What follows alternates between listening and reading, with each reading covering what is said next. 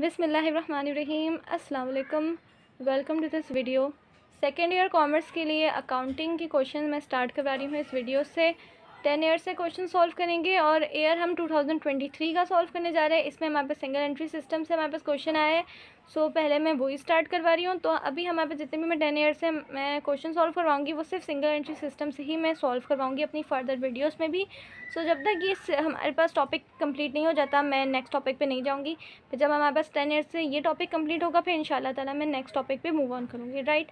सो हमारे पास जो क्वेश्चन है 2023 की ईयर से सिंगल एंट्री सिस्टम का वो आपके सामने है यहाँ पर स्क्रीन पे। सो मैं रीड कर देती हूँ क्वेश्चन, साथ में आपको थोड़ा समझा भी देती हूँ। सो ये क्वेश्चन में कह रहे हैं mister Rahman maintains his accounting records on single entry basis. He provides the following information.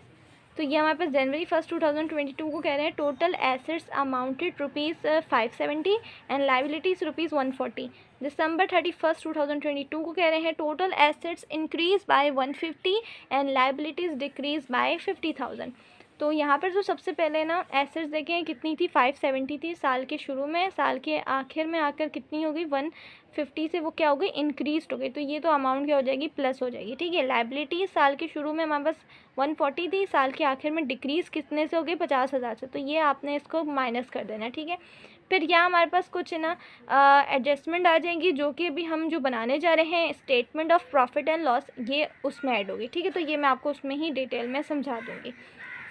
इसी तरह नेक्स्ट हमारे पास रिक्वायरमेंट में वही कह रहे हैं जो इसका सारा प्रोसीजर होता है जब हम सिंगल एंट्री सिस्टम का क्वेश्चन सॉल्व करते हैं। उसमें सबसे पहले तो क्या होता है, आपको अगर आपके पास लिखा भी ना हो तो आपको सिंगल एंट्री सिस्टम का इस तरह से इतना क्वेश्चन दे दिया जाए तब भी आपको क्या करना होगा, उसका कैपिटल एट स्टार्ट और एट एंड का हमें निकालना होता है, ठीक है। कभी हमारे पास गिवन होता है, कभी हमें निकालना होता है, ठीक है। इसी तरह से नेक्स्ट क्या बनता है, उसका statement of profit and loss बनता है, जो कि हमें यहाँ सेकंड पॉइंट में कहा है कि आप स्टेटमेंट प्रॉफिट एंड लॉस बनाएं। और फर्स्ट पॉइंट में यही कह रहे हैं कि आप ना कैपिटल निकालें स्टार्ट का और ये देखें एंड का। डेट लिख दी है तो इसका मतलब क्या है, स्टार्ट का निकालें और एंड का निकालें। जो कि हम जब ये सिंगल एंट्री सिस्टम का क्वेश्चन जब सॉल्व करते हैं तो उसका सारा प्रोसीजर यही होता है कि आपने पहले कैपिटल निकालना है, देन आपने statement of profit and loss बनाना है।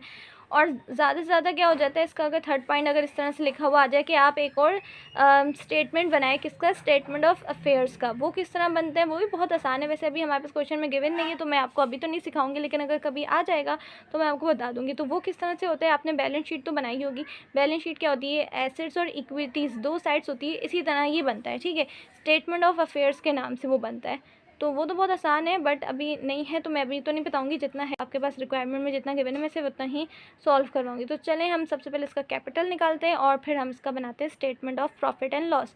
कैपिटल कैसे निकलता है, कैपिटल का एक छोटा सा फॉर्मूला आप लिख लें, एसेट्स माइनस लाइबिलिटीज़ करेंगे तो आपके पास क्या आएगा, कैपिटल आएगा। आपके पास एसेट्स भी गिवन है, लाइबिलिटीज़ भी गिवन है और साल के शुरू की साल के आखिर की दोनों की गिवन है। तो आपने बस ये अमाउंट्स को अपने माइंड में रखना है। देन चलें इसकी कैलकुलेशन स्टार्ट करते हैं। तो यहाँ पर आपने सबसे पहले तो हेडिंग डालनी है computation of assets and liabilities at end, ठीक है। और यहाँ एक और हेडिंग आएगी जो कि हमारे पास कैपिटल स्टार्ट की और एंड की जो हमें निकालना है उसके लिए आएगी, ठीक है। उसकी यहाँ पर कैलकुलेशन होगी। लेकिन उससे पहले हमें यहाँ एसेट्स एंड लाइबिलिटीज़ में जो हमारे पास चेंज है उससे हमें मैनेज करना है, ठीक है। तो यहाँ पर हमारे पास जनवरी 1 2022 में हमारे पास एसेट्स एंड लाइबिलिटीज़ की जो जो अमाउंट गिवन है वो आप यहाँ एसेट्स की जगह लिख देंगे एसेट की अमाउंट और लाइबिलिटीज़ की जगह लिख देंगे लाइबिलिटीज़ की जो अमाउंट है, ठीक है। ठीक है, 570 और 140। इसी तरह हमारे पास दिसंबर 31 2022 उसकी भी अमाउंट गिवन है, ठीक है। वो कितनी अमाउंट है एसेट्स एंड लाइबिलिटीज़ की वो लिख देंगे। एसेट्स की हमारे पास है 150 जो कि कहा है इंक्रीज हो गई है, ठीक है। तो आप प्लस के साथ लिखेंगे तो आपने यहाँ पे प्लस का साइन लगाने की ज़रूरत नहीं है, जो कि ना भी लगाएं तो पता चलता है कि यहाँ पे प्लस का साइन मौजूद है, ठीक है। इसी तरह लाइबिलिटीज़ की जो हमारे पास अमाउंट है वो क्या लिखा हुआ है कि लाइबिलिटीज़ की जो ये अमाउंट है वो क्या हुई है, डिक्रीज़ हुई है। डिक्रीज़ में हमारे पास कितनी अमाउंट से हुई है, 50,000। और आपने इसके साथ डिक्रीज़ का क्या हो जाता है, नेगेटिव हो जाता है ना, माइनस। तो आपने क्या करना है, यहाँ पे ब्रैकेट ज़रूर लगाना है, क्या कैसे ये शो हो रहा है, ये माइनस वाली वैल्यू है, नेगेटिव की वैल्यू है ये, ठीक है। इसके बाद हमारे पास यहाँ इसको आप करेंगे, इसको करेंगे तो इसकी जो अमाउंट है वो आप लिख देंगे। इसको आपने ऐड करना है दोनों को, ये हो जाएगा 720 और ये इन दोनों का आपने एक प्लस एक माइनस है तो आपने प्लस माइनस कर दें तो ये हो जाएगा 90,000, राइट। अच्छा, अब आपने यहाँ पर जो है ना दिसंबर 31 2022 नहीं लिखना। दिसंबर 31 2022 की जो अमाउंट है यानी कि साल के आखिर की जो अमाउंट है ना वो हमारे पास अब ये आएगी। यहाँ पे हेडिंग क्या डाली है कि एसेट्स एंड लायबिलिटीज़ की हम कंप्यूटेशन कर रहे हैं साल के आखिर में जो आएगी। साल के आखिर में हमारे पास ये वाली और ये अमाउंट आएगी, ठीक है। तो ये वाली अमाउंट है हमारे पास, यहाँ लिखा जाएगा दिसंबर। साल के आखिर की जो डेट होती है वो डल रही है यहाँ पर, ये डेट हमारे पास इस वाली अमाउंट के नीचे आएंगी। आप बोलेंगे नहीं क्वेश्चन में तो ये वाली डेट इस वाली अमाउंट्स के साथ लिखी है, वो बात सही है, लेकिन वो कहने का मतलब है वो साल के में जो चेंजेस हो रहे हैं हमारे पास इस तरह से आएंगी वैल्यू। ये वाली वो अमाउंट्स हैं कि ये हमारे पास साल के ज़रूरी नहीं है उसी दिन 31 वाले डेट को हमारे पास चेंजेस हो रही है। दिसंबर 31 2022 को ज़रूरी नहीं है ये वाली अमाउंट और ये वाली अमाउंट इसमें ऐड की जा रही है और इसमें लेस की जा रही है। वो सिर्फ एग्जैक्ट इस डेट को नहीं हो रही है, वो साल के बीच में कभी भी किसी भी मंथ में किसी भी डेट में हो रही है, ठीक है। तो हमें उसकी एग्जैक्ट डेट नहीं पता तो इसलिए इन्होंने इस तरह लिख दिया। लेकिन अब जब हमने निकालेंगे एसेट्स एंड लायबिलिटीज़, इसको आपने कैलकुलेशन इस तरह की करेंगे तो वो साल के आखिर में जो अमाउंट आएगी वो ये वाली होगी। अब हमें पता है कि ये दो अमाउंट आप इसमें प्लस माइनस होकर ये जो अमाउंट आ रही है वो साल के आखिर की है, ठीक है। तो ये आपने डेट 31 दिसंबर ना यहाँ डालनी है इस वाली अमाउंट के साथ। और यहाँ हमारे पास क्या लिख जाएगा, यहाँ पर भी तो कुछ लिखना चाहिए वरना इसको ऐसे छोड़ तो नहीं सकते। तो यहाँ पर आप लिख दें चेंज ड्यूरिंग द ईयर, ठीक है। तो इसको ये शो कर रहा है कि ये अमाउंट वो है जो मतलब इसमें से ये ज़रूरी नहीं है 150,000 एग्जैक्ट एक साथ आ रही हो, क्या पता इसमें से 15,000 अमाउंट जनवरी के बाद फरवरी के मंथ में आई हो हमारे पास, इसी तरह आगे 50,000 अमाउंट हमारे पास मार्च में आ गई हो। इस तरह करके मंथ वाइज थोड़ी थोड़ी अमाउंट आई होगी, हमें नहीं पता एग्जैक्ट कौन से मंथ में आई है। तो आपने इसलिए बस इतना ही लिख दें क्या कि ये इससे क्या शो कर रहा है, ये अमाउंट बस हमारे पास साल में कभी भी बीच में कभी भी आई है और ये मतलब इसमें ये चेंज कर रही है, ठीक है। तो ये हमारे पास क्या हो रही थी, इधर क्या चेंज कर रही थी, ये प्लस हो रही थी एसेट्स में और ये वाली अमाउंट लायबिलिटीज़ की लेस हो रही थी। तो हमने इस तरह करके लिख दिया। अब हमें पता है ये जो अमाउंट हमारे पास है ये साल के आखिर वाली अमाउंट है, जो कि क्या है साल के आखिर में एसेट्स एंड लायबिलिटीज़ की हमारे पास दिसंबर 31 में क्या अमाउंट बनती है 720 और 90,000 एसेट्स एंड लायबिलिटीज़ की, ठीक है।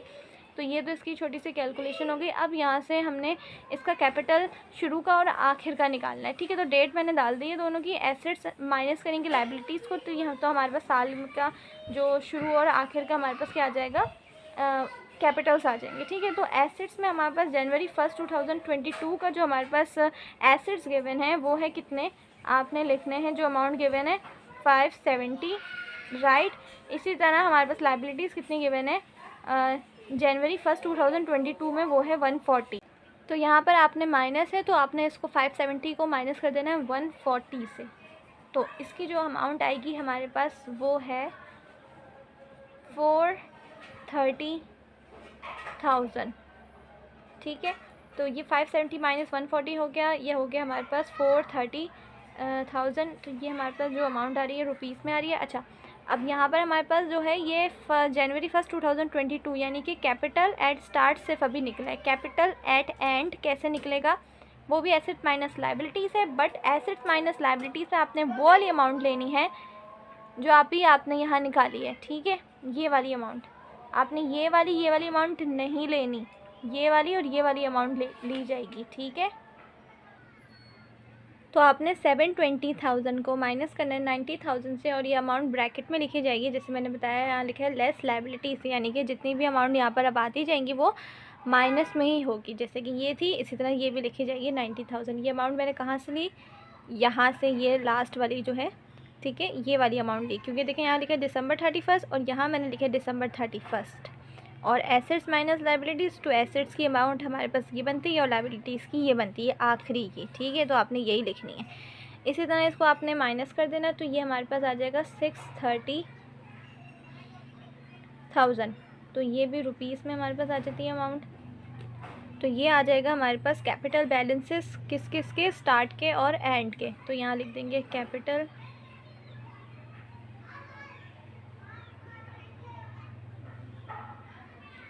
बैलेंसेस। ठीक है, अब बनेगा इसका statement of profit and loss. तो इस तरह से आपने हेडिंग डालनी है मिस्टर रहमान, जो कि अभी हमारे पास गिवन है इसका जो नेम। इसी तरह आगे हम आ जाएगा statement of profit and loss for the period ended December 31, 2022। कोशिश करें ये पूरा लिखा करें, खासकर दिसंबर की भी पूरी स्पेलिंग। तो यहाँ पे लिखा जाएगा कैपिटल एट एंड। सबसे पहले स्टार्टिंग में सबसे पहले आएगा कैपिटल एट एंड, जो कि हमारे पास कितना है 630,000। इसके बाद इसमें आपने ऐड करना है, हमेशा ऐड होगा, ये क्या होगा वो है ड्राइंग। ड्राइंग हमेशा कैपिटल एट एंड के साथ क्या होगी, ऐड होगी। ठीक है, एक ही चीज़ होगी वो ऐड होगी, वो होगी हमेशा ड्राइंग। तो वो कितनी है हमारे पास, आपके पास एडजस्टमेंट्स गिवन है। Mister Rahman withdrew cash ₹30,000। Mister Rahman ने विड्रू किया कैश कितना 30,000। तो यह हमारे पास ड्राइंग आ जाएगी कितनी 30,000 से, और ये हमेशा मैंने बताया ऐड होगी। ठीक है, इसके साथ आपके ना लेस होगा, दो चीज़ें लेस होगी। ठीक है, एक होगा कैपिटल एट स्टार्ट और एक होगा एडिशनल इन्वेस्टमेंट। एडिशनल इन्वेस्टमेंट हमारे पास हमेशा क्या होती है, लेस होती है। तो आपने ऐसा याद रखना है कि कैपिटल एट एंड फिर ड्राइंग ऐड होगी, फिर इसमें लेस होती हैं दो चीज़ें। ठीक है, अब हमारे पास जो कैपिटल एट स्टार्ट है वो हमने निकाला था 430। तो यहाँ पे लिख देंगे 430,000 ब्रैकेट में लिखेंगे क्योंकि लेस हो रहा है। इसी तरह एडिशनल इन्वेस्टमेंट आपके साथ यहाँ पर जो आपने की थी इसमें ही लिखी है कितनी 1 लाख से। तो आपने यहाँ लिख देना है 1 लाख, ब्रैकेट में लिखेंगे क्योंकि पता है कि क्या लेस हो रही है। अब आ जाएगा, इन सब को आपने प्लस के साइन के साथ कैलकुलेटर में पुट करेंगे दो वैल्यू, और ये माइनस के साइन के साथ। तो ये आ जाएगी आपकी वैल्यू 130,000। तो ये क्या कहलाएगा, अनएडजस्टेड प्रॉफिट। तो आपने हमेशा से जब बनाएंगे इसका statement of profit and loss, आपने ये चीज़ अपने दिमाग में रखने के पहले कैपिटल एट एंड निकाला जाएगा, फिर वो लिखा जाएगा यहाँ पे। ठीक है, उसके बाद ड्राइंग इसमें ऐड होगी, फिर लेस करेंगे कैपिटल एट स्टार्ट और एडिशनल इन्वेस्टमेंट, फिर जो अमाउंट आएगी वो होगी अनएडजस्टेड प्रॉफिट। ठीक है, इतना हमेशा हर जगह, मतलब इसका जो आप बनाएंगे ना statement of profit and loss, किसी भी ईयर से कोई भी क्वेश्चन उठा के आप बना लें, उसमें स्टार्टिंग में हमेशा यही ऐसे ही चलता आएगा। ठीक है, उसके बाद एक और इसमें स्टेप ऐड हो जाता है, वो होता है, वो भी लेस होगा। वो क्या होता है, ऑपरेटिंग एक्सपेंसेस। आपने वो तो बनाया होगा फर्स्ट ईयर में इनकम स्टेटमेंट, बैलेंस शीट, तो ये भी सेम उसकी तरह ही है। उसमें अगर हमारे पास एक स्टेप होता था ये वाला ना जो मैं ऐड कर रही हूँ यहाँ पे, लेस ऑपरेटिंग एक्सपेंसेस। हम यहाँ पे एक्सपेंसेस जो हमारे पास एडजस्टमेंट गिवन होती है, जैसे कि ये हमारे पास गिवन है, उसमें हम करते सेम ये भी वैसे ही करना है इधर। ठीक है, उसके बाद क्या करते थे, हमारे पास इसमें से जो हमारे पास अमाउंट निकलती थी उसको हम, अगर हमारे पास इनकम भी कोई आती थी, कमीशन इनकम या कोई भी सैलरी इनकम या रेंट इनकम की सूरत में कोई भी इनकम हमारे पास आती थी, तो हम एक और स्टेप इसमें ऐड करते थे। वो क्या होता था, ऐड अदर इनकम के नाम से। ठीक है, तो इसमें भी वाला स्टेप ऐड होगा, इस वाले क्वेश्चन में नहीं होगा, लेकिन वो आगे आपके पास क्वेश्चन में आ जाता है। अगर आपके पास कभी क्वेश्चन आप जैसे रीड करने, जैसे मैंने ये रीड किया था, इसमें आपके पास कोई अदर इनकम नहीं मौजूद, तो इसमें आपने वाला स्टेप ऐड नहीं करना। ठीक है, लेकिन जब आएगा तो मैं आपको बता दूंगी। लेकिन मैं आपको वैसे बताना चाह रही थी, ये क्वेश्चन भी सेम जैसे कि आप इनकम स्टेटमेंट और बैलेंस शीट बनाते आए हैं फर्स्ट ईयर में, ये सेकेंड ईयर में भी वैसे ही है। ठीक है, ये statement of profit and loss ये वैसे ही है, और स्टेटमेंट ऑफ अफेयर्स जैसे मैंने बताया था वो बैलेंस शीट, तो वो भी बिल्कुल एक जैसी, जो फर्स्ट ईयर में आप फाइनेंशियल स्टेटमेंट बनाते आए ये उसकी तरह ही है। ठीक है, तो आपने यहाँ पर इसको एक लाइन कर देना है, क्योंकि ये क्या एक हेडिंग है, लेस ऑपरेटिंग एक्सपेंस एक हेडिंग आ जाती है। इसके अंदर आपने यहाँ जो हमारे पास एडजस्टमेंट्स गिवन है वो आएंगी। ठीक है, तो आपने यहाँ देखना है, ये वाली तो हो गई। इस वाले पॉइंट में क्या लिखा है, at the end of the year accrued rent was ₹20,000। सो यहाँ हमारे पास लिखा है accrued rent at the end of the year, साल के आखिर में लिखा हुआ है अक्रूड रेंट्स वॉज रुपीज़, ये पूरा है मैंने बताया था कितना 20,000। 20,000 से क्या हो रहा है, अक्रूड रेंट अच्छा, अब रेंट लिखा है अक्रूड। अक्रूड क्या होता है? पेबल। हमेशा क्या होता है? अक्रूड क्या होता है? पेबल, यानी कि हमें देना है, हमारी तरफ से पैसा जा रहा है, हमारी तरफ से पैसा जा रहा है तो क्या हो रहा है? हमारा एक एक्सपेंस है ना ये, तो ये क्या हो जाएगा? रेंट एक्सपेंस हो जाएगा। कितने से? 20,000 से। तो ये तो बहुत आसान है। तो आपने यहाँ बस लिख देना है रेंट, आगे लगा देना है इसके एक्सपेंस, ठीक है। अक्रूड रेंट हो, अक्रूड सैलरीज हो, अक्रूड के आगे कुछ भी लिखा हो तो आपने समझ जाना है वो हमारा क्या है? एक्सपेंस है। हमारी तरफ से पैसा जाएगा, जब हमारी तरफ से पैसा जाएगा तो हमारा खर्चा होगा ना, तो आपने इस तरह से सोचना है, ठीक है। तो ये एक्सपेंस हो गया हमारा, कितने से? 20,000 से। तो ये यहाँ लिखा जाएगा 20,000। फिर ये आगे इसके साथ एक और देखें एडजस्टमेंट है, तो इन दोनों को करके फिर हम यहाँ लेके जाएंगे, फिर इस वाली अमाउंट से आगे करेंगे, जैसे हम फाइनेंशियल स्टेटमेंट में करते हैं सेम इसमें भी वैसे ही करना है। सो नेक्स्ट पॉइंट में हमारे पास क्या लिखा है? Insurance was expired by ₹6,000 and prepaid to the extend of ₹4,000। तो ये हमारे पास जो प्रीपेड और यहाँ पे एक्सपायर्ड का वर्ड यूज़ हुआ है, तो पहले मैं आपको इसको थोड़ा सा क्लैरिफाई कर दूँ। तो ये हमारे पास जो प्रीपेड का जो वर्ड है वो अभी जैसे इंश्योरेंस के लिए यूज़ हुआ है, कल को हमारे पास सैलरीज या रेंट या कुछ भी उसके लिए यूज़ हो सकता है। तो प्रीपेड अगर किसी के आगे लगा हुआ हो, जैसे अभी यहाँ पे लिखा है प्रीपेड, इंश्योरेंस है तो ये क्या है? इंश्योरेंस के लिए प्रीपेड यूज़ हो रहा है, ठीक है। तो प्रीपेड का मतलब क्या होता है हमारे पास? सो प्रीपेड का मतलब ये होता है, जैसे अभी हमारे पास इंश्योरेंस के लिए लिखा है कि अभी आप इस तरह से एग्जांपल से समझें कि इंश्योरेंस अभी हमें पे करने की जो है ना वो डेट नहीं थी इंश्योरेंस की, ठीक है। अभी हमें उसको पे नहीं करना चाहिए था, वो हमने इंश्योरेंस जो प्रीपेड कर दिया, यानी कि उस डेट से बहुत पहले ही पे कर दिया। मतलब अभी डेट नहीं आई है, कोई भी अगर वो इंश्योरेंस हो या सैलरीज हो, अभी उसकी पेमेंट करने की डेट नहीं आई, लेकिन आपने उस मतलब डेट से बहुत पहले अपनी वो अमाउंट पे कर दी, ठीक है। तो वो कहलाता है प्रीपेड। यानी कि अगर ये इंश्योरेंस लिखा है प्रीपेड, यानी कि इंश्योरेंस की फ़र्ज़ करें कि साल के आखिर में डेट थी जमा करवाने की, ठीक है, पैसे, और आपने उसको साल के शुरू में ही जनवरी में आपने उसको पे कर दिया, तो वो हमारे पास हो जाएगा प्रीपेड इंश्योरेंस, ठीक है। प्रीपेड इंश्योरेंस हमारे पास क्या होता है? प्रीपेड हमारे पास होता ही एसेट है। तो जैसे कि यहाँ पे लिखा है 4,000, यहाँ पे लिखा है prepaid insurance to the extend of ₹4,000, यानी कि 4,000 हमारा एक्सपेंस नहीं है, ये हमारा एक्सपेंस तब होगा जब ये खर्च हो जाएगा। अभी हमारा एक्सपेंस नहीं है, ये हमारा प्रीपेड क्या है? एसेट है। तो ये हमारा तो क्या हो गया? एसेट हो गया। इसको एज अ एक्सपेंस रिकॉर्ड नहीं करेंगे। तो यहाँ पे क्या लिखा हुआ है? Insurance was expired by 6,000। यहाँ पे लिखा है कि इंश्योरेंस एक्सपायर्ड हो गया, यानी कि खर्च हो गया। कितने से? 6,000 से ख़त्म हो गया। कितने से? 6,000 से। जो चीज़ हमारे पास मतलब हमने उसको पे कर चुके थे पहले से, देखें ईडी लगा है, यानी कि एक्सपायर्ड हो चुका है। एक्सपायर्ड तब होगा ना जब हम उसको पे करेंगे, फिर वो जब खर्च होगा तो वो कितने से हमारे पास हुआ? 6,000 से हुआ। तो 6,000 हमारा क्या होगा? एक्सपेंस होगा। लेकिन सिर्फ इतना लिखा होता तो अब हम इसको सिंपल लिख देते 6,000 एज आ एक्सपेंस, इंश्योरेंस एक्सपेंस है। बट यहाँ इसके आगे क्या लिखा है कि प्रीपेड। तो हमारे पास 6,000 एक्सपेंस कैसे हो सकता है जबकि हमारे पास प्रीपेड है कितना? 4,000। तो आपने क्या करना है कि 6,000 को -4,000 करेंगे तो जो उसका डिफरेंस आएगा जो कि है 2,000, वो हमारा क्या कहलाएगा? Insurance expense. यानी कि इंश्योरेंस हमारे पास एक्सपायर्ड कितना हुआ है? सिर्फ 2,000 का एक्सपायर्ड हुआ है, क्योंकि 6,000 में से 4,000 तो हमारा प्रीपेड है। अभी वो प्रीपेड एक्सपायर्ड नहीं हुआ। एक्सपायर्ड जब तक वो नहीं होगा तब तक हमारा वो एक्सपेंस नहीं होगा। तो इसलिए इसमें से हमारे पास कितना माइनस करेंगे तो 2,000 जो हमारे पास आएगा, 2,000 हमारा क्या होगा? एक्सपेंस होगा। तो आपने यहाँ लिखना है इंश्योरेंस एक्सपेंस कितने से? 2,000 से। और ये अब अमाउंट हमारे पास कितनी हो जाएगी? 22,000।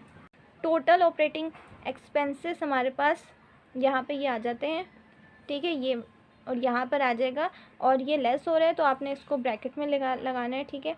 और अब ये 130 से जो हमारे पास अनएडजस्टेड प्रॉफिट है, ये क्या होगा? लेस करेंगे इसको ऑपरेटिंग एक्सपेंसेस से, तो ये हमारे पास कितने हो जाएंगे? 130 माइनस 22,000। तो ये हमारे पास आएगा, इसका जो डिफरेंस है वो यहाँ लिख देंगे 1,08,000। तो ये हमारे पास रुपीस में आ जाता है, और ये हमारे पास अब निकल आया क्या? Adjusted profit. तो ये है इसका आंसर। और याद रहे जो जब लेस आप यहाँ लगाएंगे तो आपने यहाँ भी ब्रैकेट में वैल्यू के लिखना है, क्योंकि उससे पता चलेगा ये ब्रैकेट में जो वैल्यू है वो नेगेटिव है, वो आपस में क्या लेस हो रही है इससे, ठीक है। सो आई होप आपको ये क्वेश्चन समझ में आ गया होगा। So thanks for watching this video. अल्लाह हाफिज़।